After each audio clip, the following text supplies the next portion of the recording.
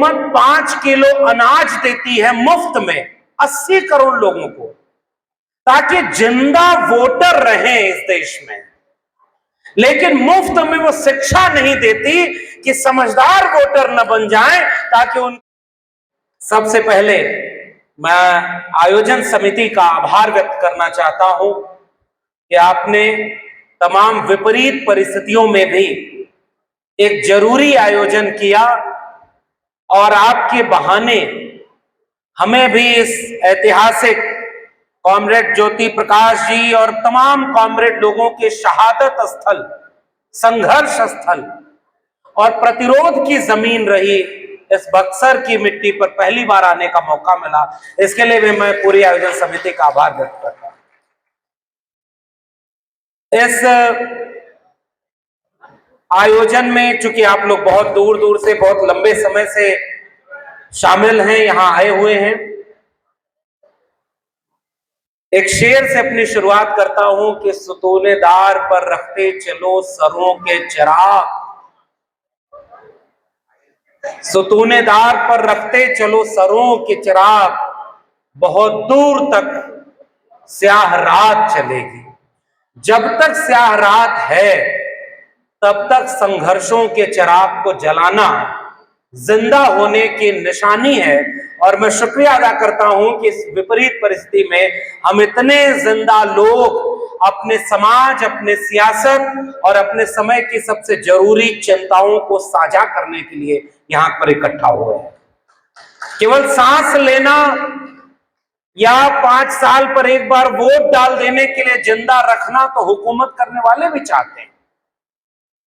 इसीलिए हुकूमत 5 किलो अनाज देती है मुफ्त में 80 करोड़ लोगों को, ताकि जिंदा वोटर रहे इस देश में।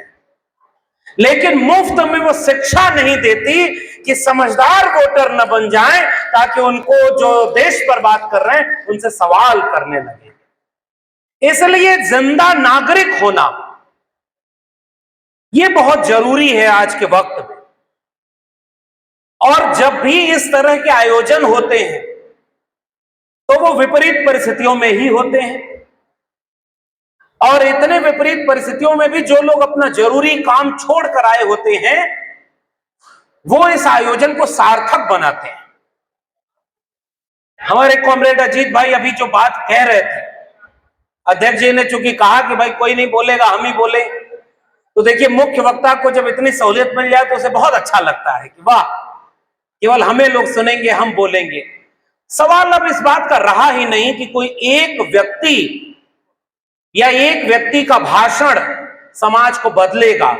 हम यहां पर यह कहना चाहते हैं, जो लोग बोले हैं और जो नहीं बोल पाए, हम सब जब तक मुट्ठी बांध कर एक नहीं होंगे तब तक ये बड़ी लड़ाई नहीं लड़ पाएंगे। इसलिए हम सबका यहां होना जरूरी है। और ऐसे आयोजन असल में बड़ा मकसद क्या पूरा करते हैं। जैसे कॉमरेड अजीत भाई जितनी बातें उन्होंने अभी कम वक्त में कह दी, वो बहुत जरूरी बातें थी। वो बक्सर ही नहीं, पूरे बिहार के सामने जो संकट है उसकी तरफ इन्होंने इशारा किया। रिंकू जी ने उस ऐतिहासिक विरासत को याद किया कि बिहार ने तमाम विपरीत हालातों में भी प्रतिरोध खड़ा किया और विचार से नई दिशा दिखाई। चाहे उन्होंने त्रिवेणी संघ की बात की हो, चाहे हम अमर शहीद जगदेव बाबू की बात करते हैं, या इस बिहार में कम्युनिस्ट आंदोलन से लेकर के जमीनी लड़ाई लड़ने वाले उन तमाम शहीदों को याद करते हैं। असल में वो सारे लोग मिलकर के हमें एक बड़ी लड़ाई लड़ना है। और ऐसे तो कितने मंच चाहिए